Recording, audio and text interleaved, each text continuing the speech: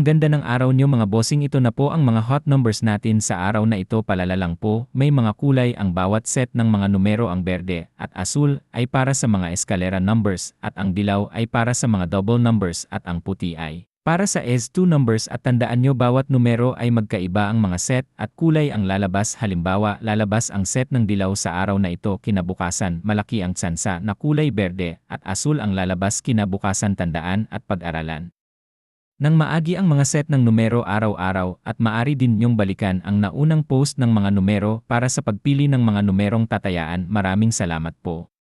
Ang ganda ng araw niyo mga bossing, ito na po ang mga hot numbers natin sa araw na ito. Palala lang po, may mga kulay ang bawat set ng mga numero. Ang berde at asul ay para sa mga eskalera numbers at ang dilaw ay para sa mga double numbers at ang puti ay para sa S2 numbers. At tandaan nyo, bawat numero ay magkaiba ang mga set at kulay ang lalabas. Halimbawa, lalabas ang set ng dilaw sa araw na ito, kinabukasan malaki ang tsansa na kulay berde at asul ang lalabas kinabukasan. Tandaan at pag-aralan nang maagi ang mga set ng numero araw-araw at maaari din nyong balikan ang naunang post ng mga numero para sa pagpili ng mga numerong tatayaan. Maraming salamat po.